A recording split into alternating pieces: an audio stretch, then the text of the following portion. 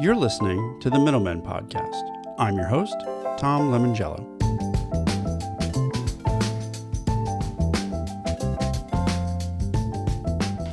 In this episode, we are talking about digital envy. The idea is that retail media, every time it tries to grow up, it keeps trying to prove itself, and it's doing that by replicating digital. And especially the issue is we're stuck on one-to-one attribution. Problem is when you design around what's trackable, you start to distort what actually works. And I've seen this before. I mentioned in the podcast that early on in retail media, mobile was the workhorse. But once Apple limited tracking because of privacy concerns, we started shifting budgets away from Apple and exclusively to Android, just because it was easier to measure. Not because it was going to match the shoppers who were really in the store or were part of a loyalty program. What Paul Brenner from In-Store Marketplace and Michelle Dooley from Catalyst Media are getting to in this conversation is that in-store might be hitting a similar moment. The goal is not more precision. It's making sure that we're not getting in the way of what already works in the store and letting measurement support that, not dictate it. They've published some new research on this, and that I've linked in the show notes so you can go and download it there. This was recorded ahead of Ascendant, which is happening in New York City this week. And so without any further delay, I want to get you to this conversation because I hope that you're listening to this on your way to Ascendant. Welcome to the Middlemen Podcast. We're here today with Paul Brenner of In-Store Marketplace and Michelle Dooley of Catalyst Media. Paul, can you tell us a little bit about In-Store Marketplace and Vibenomics, where you came from? I'd love to hear your background a little bit before we get started. Hi, Tom. Thanks for having us today. I've been involved in retail media since about 2018. In-Store Marketplace actually was born out of the lessons learned from Vibenomics. So Vibenomics is still around, direct sales, but In-Store Marketplace is really a platform that also empowers and I would say advises retail media networks to own the media themselves, which is a bit different than where some of the industry has been kind of coming at it. But yeah, doing this job globally for the last 8 years. And now I'm working with Michelle Dooley here on some projects and excited to be doing those with her. Yeah, Michelle, we're friends already. We've been working together, but why don't you tell the listeners of the Middleman Podcast what Catalyst Media is? Yeah, so we are a collective of former in-house operators at retail media and ad tech companies. We help solve urgent and important problems across the ecosystem, whether you're a retail media network, a commerce media network. We work in front of the house, back of the house, consulting, and help operationalize new revenue. And really think about, retail media has a formula, but we know that it's not formulaic because every unique business has its own needs and requirements. They have their own tech stack. They may have their own privacy posture. And so really finding success is unique, and we help businesses unlock that value. Thank you. So Paul, you started talking a little bit about how ISM or In-Store Marketplace evolved out of Vibenomics. And a lot of people may or may not know where that came from, but Vibenomics was an in-store audio, initially an in-store audio capability. So what was that like? Because you started that like 7 years ago. Is that right?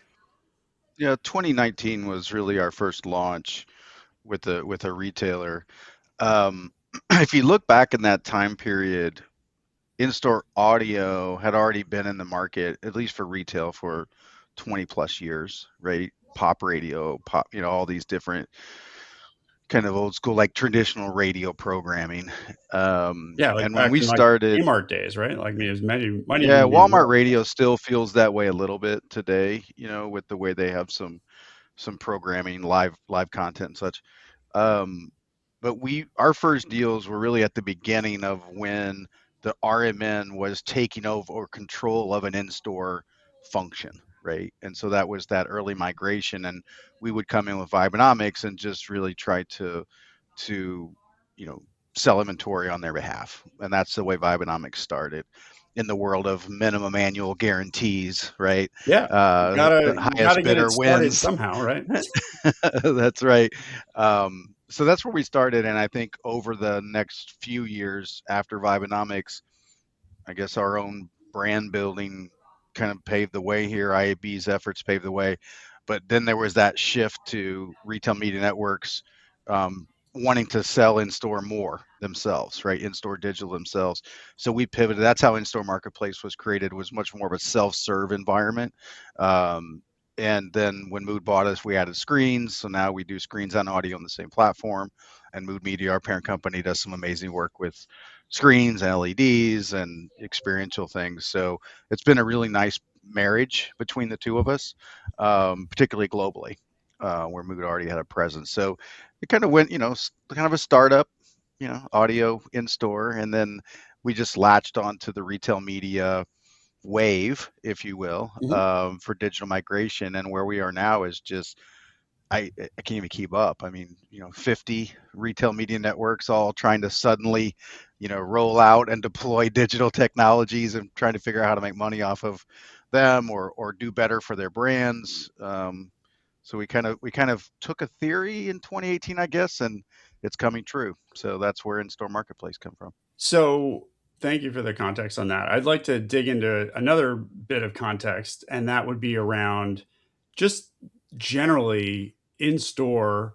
I started at Quotient in 2018, and in store was not even a glint in our eye. And then we started to have a digital out of home capability, and the pandemic sort of slowed that down. And so I wouldn't imagine how difficult it would have been to try to sell that sort of digital out of home technology of a screen or even audio that early on, because we were sort of fascinated with on-site and off-site, trying to get these sort of the scale of retail media up. And so Mhm. now we're seeing this focus where the pundits, the Andrew Lipsmans of the world, are talking about in-store and saying that this is a huge opportunity. Um, but I guess we went through a wave where the technology that could be deployed in store went kind of crazy. We had Marlo Nickel from Grocery TV on Yeah, talking about how they had front facing cameras and then they got rid of them.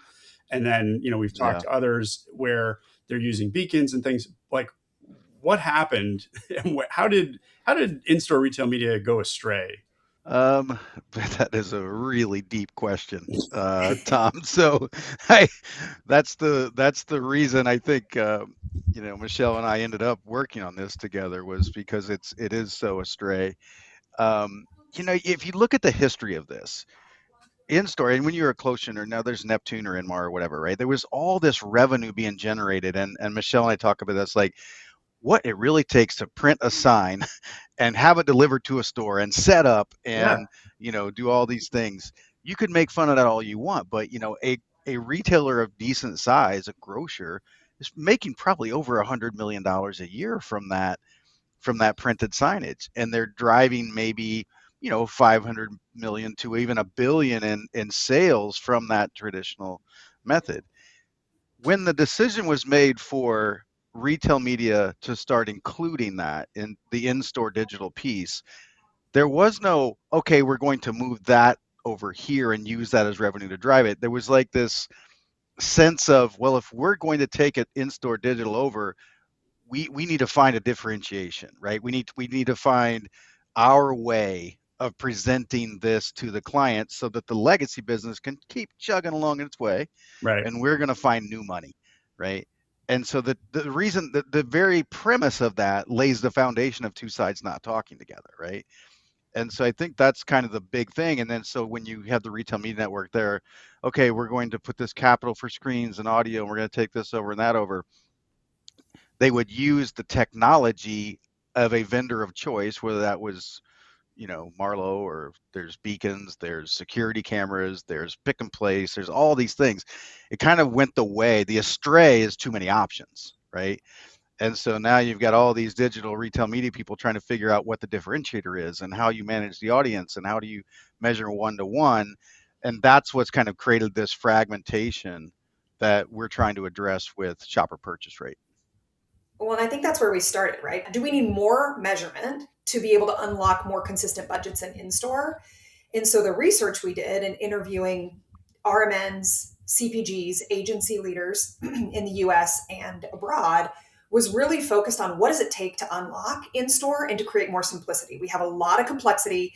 Trade we've had for decades, right? We've got trade in store, we've got signage, we've got floor, we've got ballards, we have all these different things. In some cases, it becomes like the NASCAR, where we have so many different options for investment.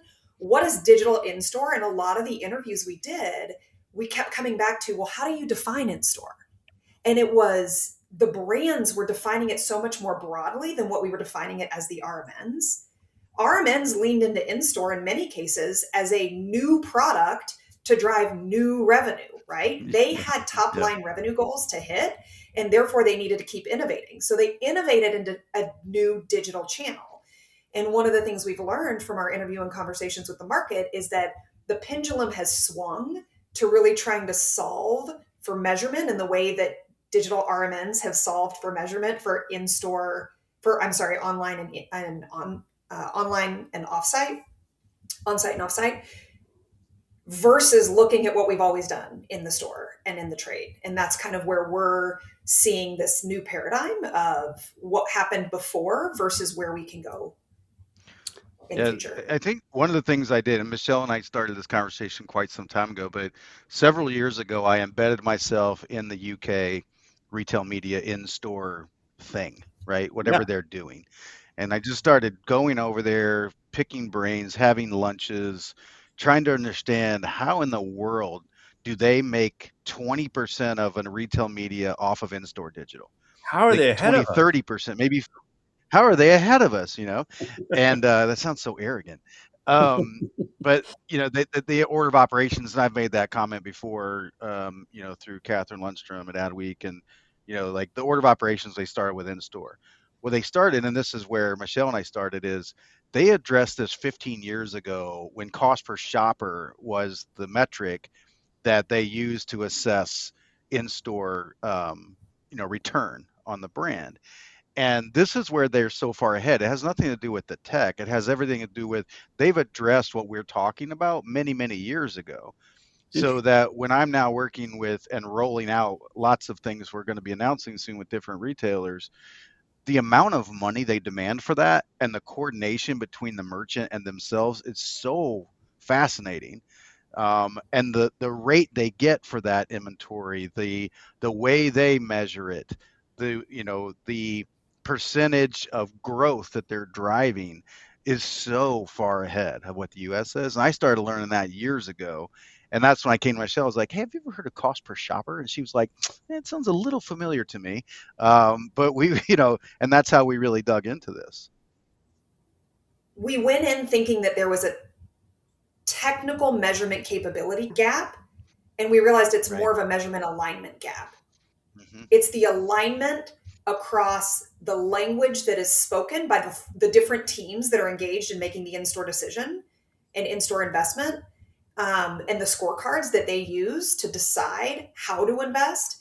And it's really that there's that missing through line that allows them to speak the same language. Well, I think is interesting here is that if you look at the sort of evolution of what's happening for on-site retail media, there's the same problem, which is there's a crisis of relevance where the paid media is conflicting with the curated, merchandised positions.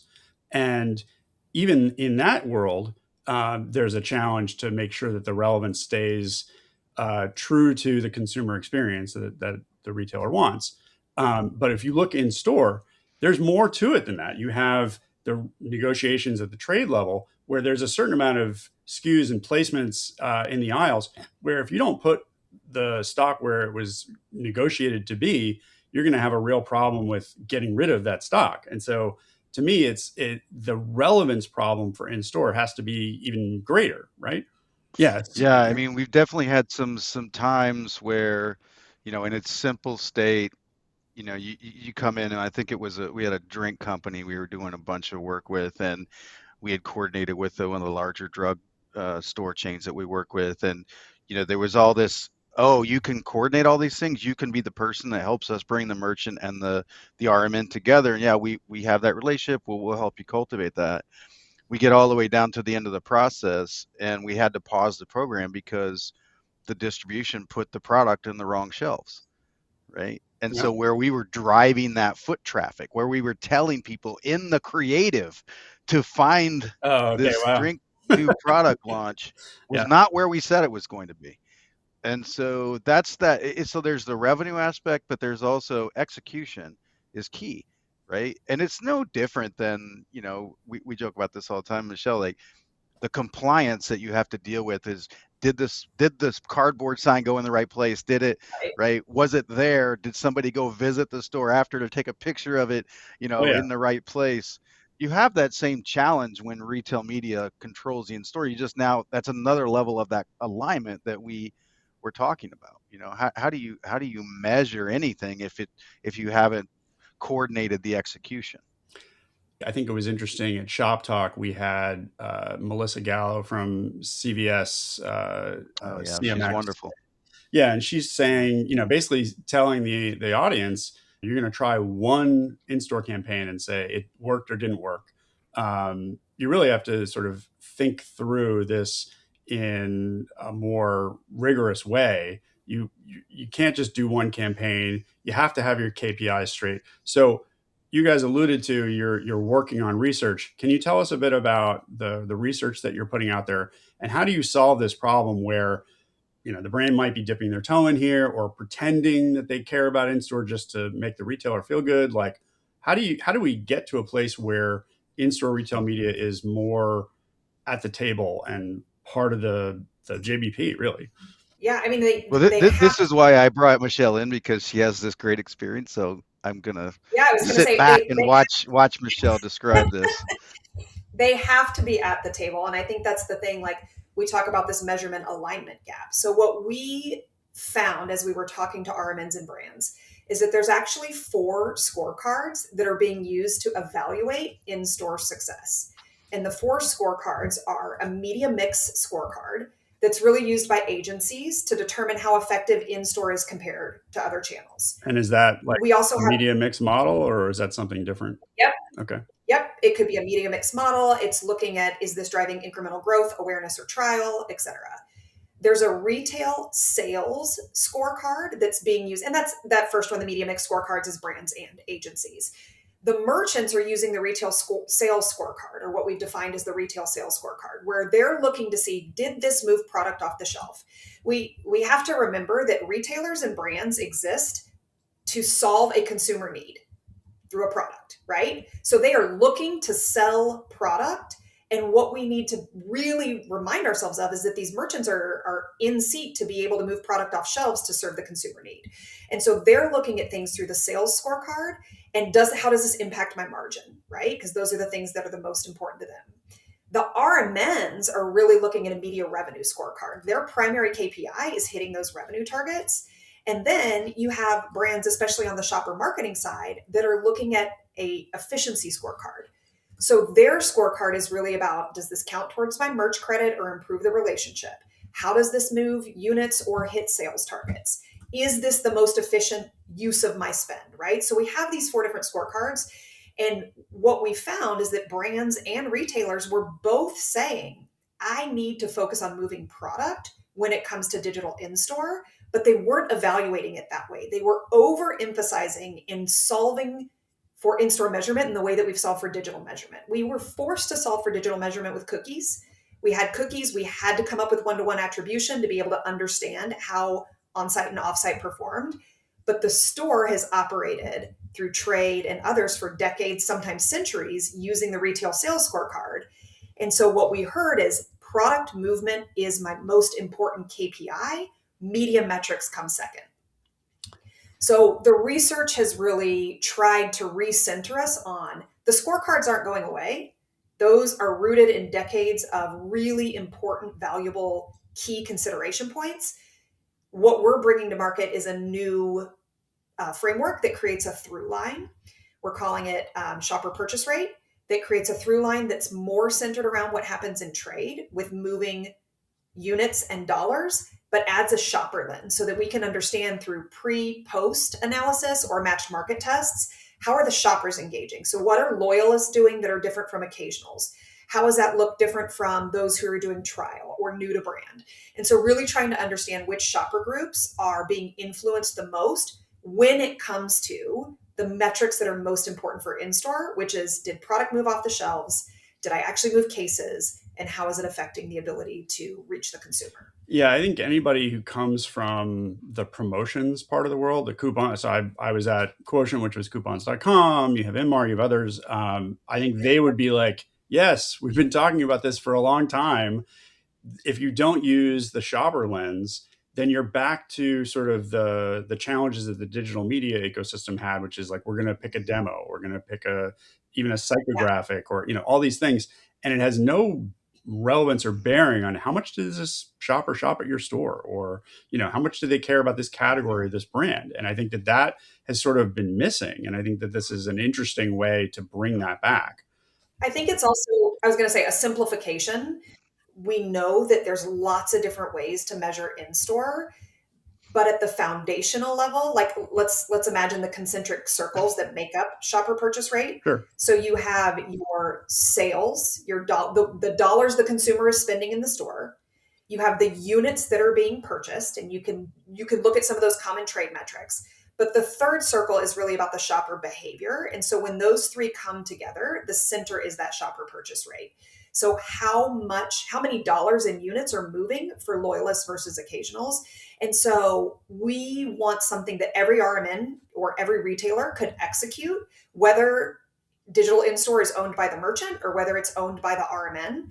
How can we come up with this common language so it can be additive to everything else that we're assessing? ROAS is still a valuable metric. How does this become a new metric that creates that through line for digital in-store that really aligns more closely to what we've always done with traditional in-store in caps? We heard quotes like, I know exactly how much product is going to move when I have a product on in cap. So how can we create that same level of consistency with digital in-store to be able to help drive continual investment and put it on an annual plan? Yeah, I mean, Paul, I see the wheels turning. Paul was looking to say something here, so.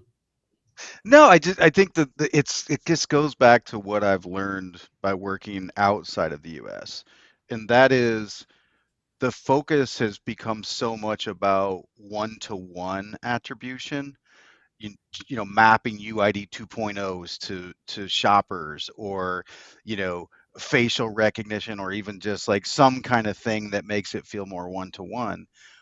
What has been lost working in the US that the UK has is the digital in-store is really focused on the benefits of digital in-store, which is a more attractive customer experience, speed to market, right? Impression-based buying, right? Targeting by lookalike audiences or behavioral times of day, seasonality, right? That's really the value that the UK people are throwing forward, and not putting all this energy into how do I do one-to-one, real-time attribution, all these kind of things that just is reinventing, to Michelle's point, what's already been there for so many years. And it's a comfortable and familiar way for brands to understand the performance. And I think that's really just a kind of an overarching, the digital drive of in-store in the US has kind of lost sight of the benefits of, you guys of in-store digital. in the research are calling this, you have the illusion of precision and digital envy. So is that sort of what you're getting at? Yeah. I think, like I said, in the UK, where you see 20, 30, maybe 40% of the buy being placed on in-store, and that being a revenue driver for them, is quite a juxtaposition from someone buying an audio or a screen technology solution that claims AI is going to narrow attribution down to 5 minutes, right? And show the impact. That's just chasing correlation, honestly. I mean, I can make anything good if I move around enough to find the sales cycle and match up, the media to that piece of it.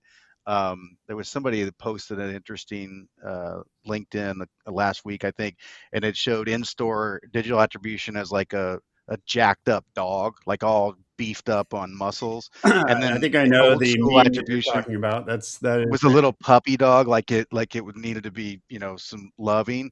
And the very first thing came to mind, I was talking to our marketing director, and I said the first thing I thought of was steroid use, short-term gain for long-term problems. And that's, I know that sounds like a Oh, no, crazy, no. that's Look, just the way my brain I'm works. I'm also a sort of ex CPG guy. I used to work at Unilever, and I'm a little upset with where Unilever is going with all of their new acquisitions, and so the proteins and the other supplements and things like that. It rings Yeah. well. It rings true to me It as rings well. well with you. Yeah. So So, and I think that's the yeah, comparison, is we've lost track of the benefits of being in-store digital, yeah. right? Because of the path for retail media to control it, make a differentiator, make it feel and act like they're, one-to-one audiences. We've kind of lost track, and that's really the genesis behind this conversation between me and Michelle. And like, what can we do about this, and how can we drive change? And the IAB has done some great things. First Jeffrey Bustos, now Colin Colburn. Yep. They've done some interesting, but they also listen to their constituency, and they've had to kind of give some flexibility and freedom there. That's kind of softly suggested things like impression standards, but never enforced them. Too many options. Like, okay, we just skipped over that, and now we're right on to the next paper, right? And so I think there's some things we have to slow down. We have to just kind of, is it working? Is it not working? And that's where SPR comes in. It'd be interesting to hear sort of what Colin's reaction was to this, because he was looking at certain important things like dwell time and other things like that. And if you come from the digital media ecosystem, one of the most important things you're trying to do is show viewability. You're trying to prove that the impression was served. The feeling that you need to sort of put rigor behind it is not misplaced if the IAB is trying to create those types of standards. But what was Colin's reaction to this new metric, the SPR? It was really interesting talking with him about it, because his insight is that it's not measurement rigor that's missing, it's that the rigor is not fit for purpose for the physical store. And so, what we need to do with measurement, yes, we need impressions. We need to be able to prove impression. That's part of advertising. You have to prove that the impression was delivered, but we need to fit the actual metrics to what we're looking at when we want to be in an in-store environment. Back in, I don't know, gosh, it was probably 2010 when I was at Target, and we were doing the back wall of Target screens, right? Very, very early in-store media, Yep. where we would sell Target Red and we would have different products that would show up. It needed to be contextually relevant to the customer, but one of the most impactful was driving consumers back to Starbucks at the front of the store. So if you advertised Starbucks in the back of the store, you could then drive consumers to the front of the store. Well, we didn't need digital one-to-one attribution to be able to prove that that was valuable. Yep. We needed a matched market or a same-store test or a pre-post Right. analysis to say, when you're doing this, this is where you get value.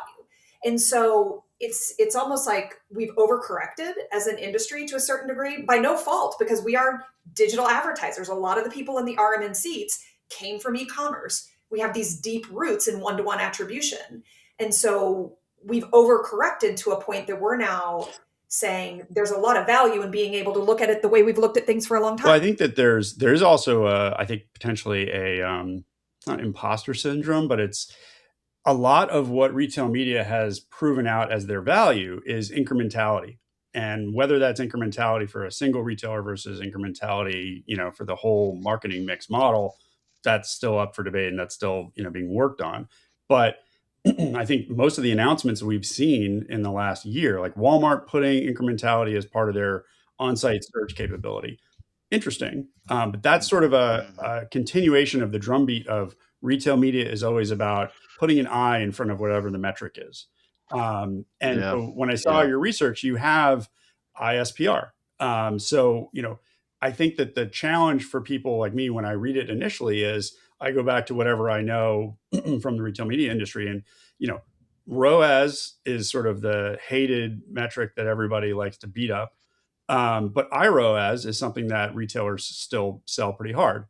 How do you think about if they've been able to develop it, right? iROAS methodologies, and I'm looking back at Curie's Curie Masters article that came out last week about iROAS results can be easily gamed, right? Mm-hmm. It really goes down to the Yeah, you story beat that me to it, Michelle. the story that the retailer wants to tell. And Yep. so in early days, it was 2016. I remember because I was pregnant with my second. And I had to go in and say, listen, if I leave meetings, this is why. Um, the early days of building out measurement for what's become Target Roundel. So I was part of the leadership team that led audience and measurement for Target Roundel. And we were doing lift. This was before we even were talking about ROAS as an industry. We were doing segment level sales lift. So in order to do that, we actually ran PSAs on a control audience to be able to get to true incrementality. The challenge was, in order to get enough scale, first of all, it was budgets. We had to be able to get to brand budgets. Well, if you got a commitment at the parent level for investment into the early testing of what was Target Media Network, there were often 6 brands funding that. So now we have a brand, say it's $1 million commit. Now we've got a $40,000 brand investment. The brand wants to run across Facebook, Pinterest, and Target.com. And we need to be able to take that $40,000, split it into 4 to 6 segments, right? Because they want to run prior category buyers, they want to run prior brand buyers, et cetera. So we got to such granular level data. And then by the time you match it on the back end to the one-to-one attribution to know who we could actually match, who we could identify, and then did they purchase, we were getting to results that were not statistically significant. Yeah. Mm-hmm. So when we had to tell the story back, it was, well, this lift was not statistically significant. Yep. Because you know what? It was, $1.50 plus or minus $3. Yeah. Well, I mean, So at the end of the day, that's the reason the why you value. had, and this I think goes to your guys' point, the entire sort of retail media 1.0 was all mobile web. It was, you could find enough consumers to have a statistically significant, you're basically trying to get 1,000 people to buy something. And you could do that with mobile web. You couldn't do it with on-site. And so, that was sort of the workhorse of retail media. Now you have a situation where the scales are getting different or whatever, but you also have in the digital media world a breakdown of, is this even, is this what I care about doing? Is this, is this measurement going to be valuable enough? Well, I think the piece is iROAS has become something that everybody defines differently and the methodologies are different, Yep. right? Because at the end of the day, if you're using a pseudo control, the way that you design the pseudo control, all of it's become unique to the individual retailer. And to a certain degree, that is a proprietary formula that brings them benefit. The metric of SPR, shopper purchase rate, is a matched market test. So we're going back to a simpler statistical model that everybody can understand. Mm-hmm. And at the end of the day, we're then saying incremental ISPR through a matched market test can show you whether or not the digital in-store treatments drove more value than what you were doing for status quo. Because status quo also involves probably 6 to 12 different things happening at the same time in any given retailer. You've got things on in cap, you have price and promotion, you have all these different elements that we can't always control for. So just controlling in the match market test for the digital in-store allows us to have that incremental comparison point that has more of a common foundational understanding than iROAS, where we don't know what that methodology is. So I think to support what Michelle's explaining and your question, Tom, the foundational piece, and I'll go back to IAB and Colin Colburn here, right, which is a standardized impression, right? What is an impression? Because if you're trying to create this SPR view, it's a lot harder. Where I'm getting stuck, where I've been getting stuck with RMNs, is when you don't have a standard impression model, you get this pie of, each slice being the typical RMN, the Pinterest, the whatever, right? They were all buying those on impressions or some kind of digital metric. And because the impressions really aren't standard, you're taking this pie and trying to fill that last spot with a donut, right?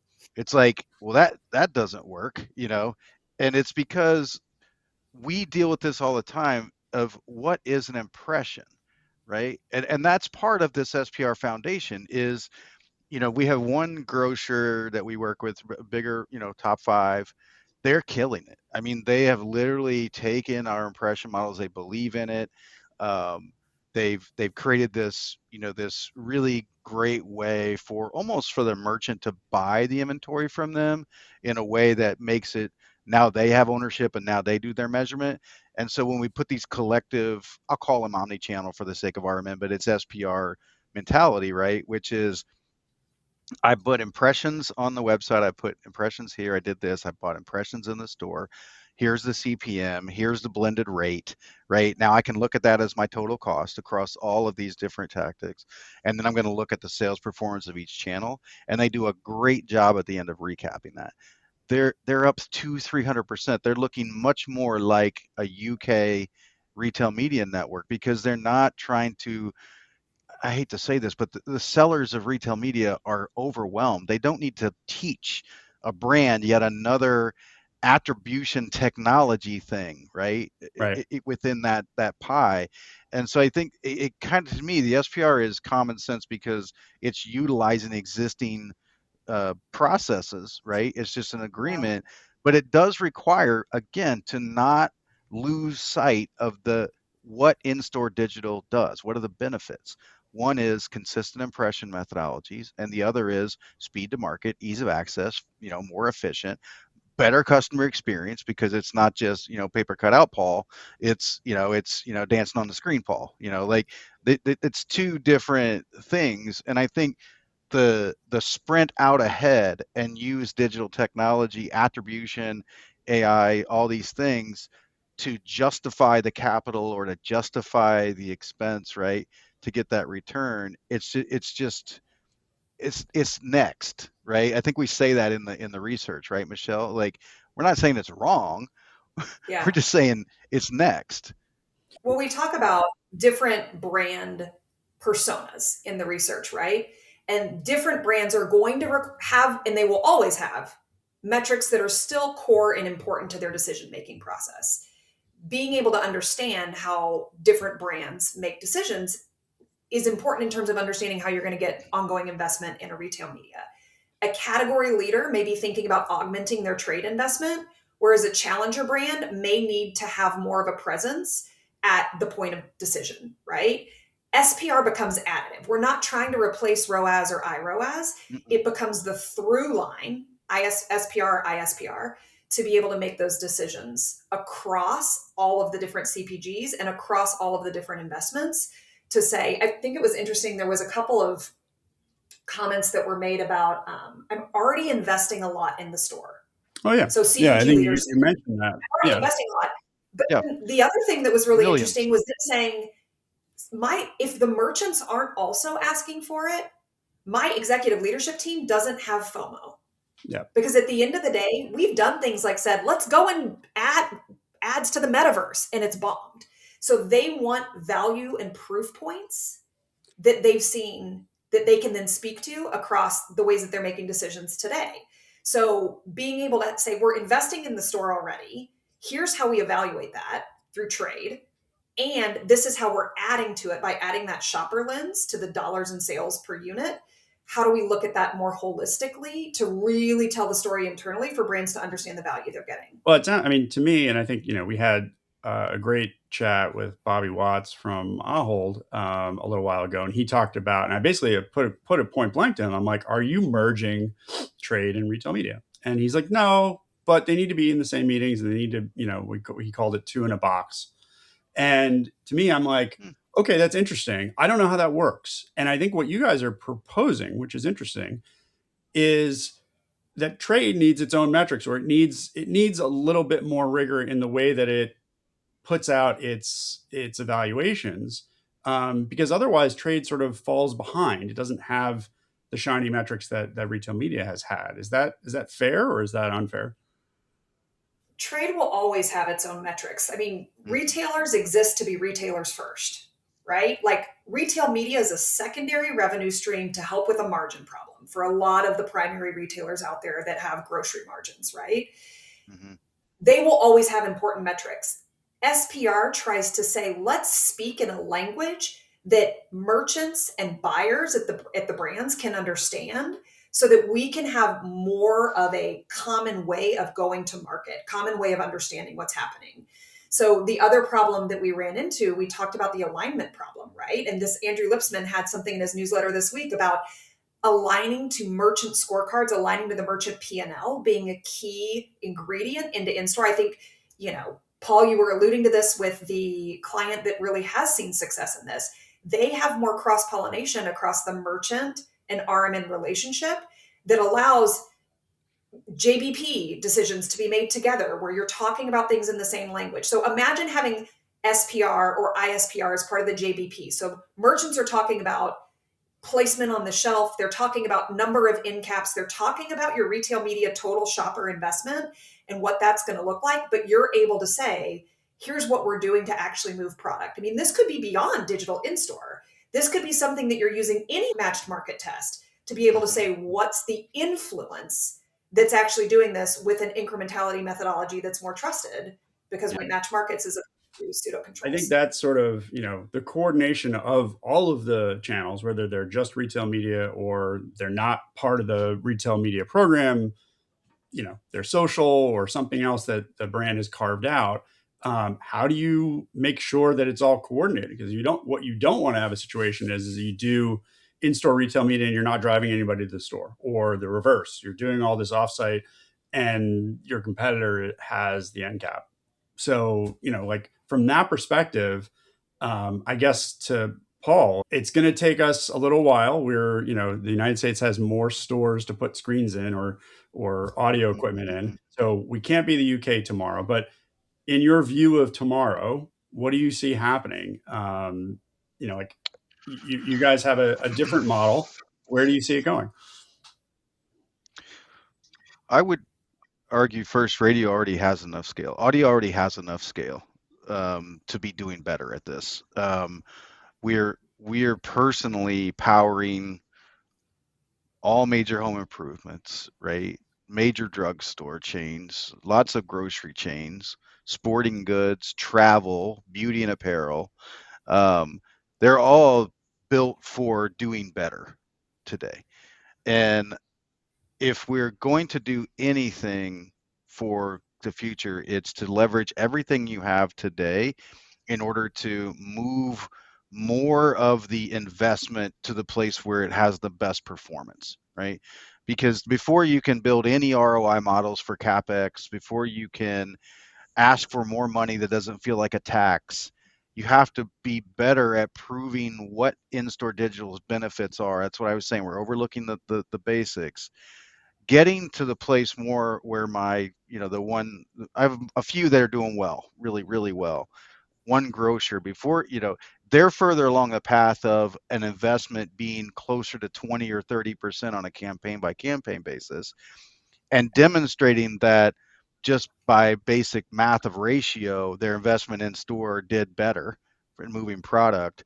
We need to do that as an industry. Impressions, RMN, get this established, because if that doesn't happen, you'll never catch up to what they're doing in the UK. And quite honestly, Australia. I'm doing work in Australia too that's similar, and doing actually France, Romania, Slovakia. I'm doing it everywhere. I think a big thing is stop getting attracted to the shiny objects. The RMNs are being distracted. I mean, feature-driven decisions are a mature market behavior, right? That's just the way the world works. You compete against a feature that kind of moves incremental gain through feature. We're not there yet. We're at, can we agree on an impression value? Can we agree on, is it a JBP or an upfront? Is it a, where does it live? How do you show the true benefit? And I think if we can all agree that that's the place to focus for the immediate future, all the other stuff is going to happen. I mean, the UK, I'm doing third generation screens right now. They are investing so much more money than what I see any US person even considering, because they already know what the ROI looks like. They've been through this for 15 years. They're on the third generation of it.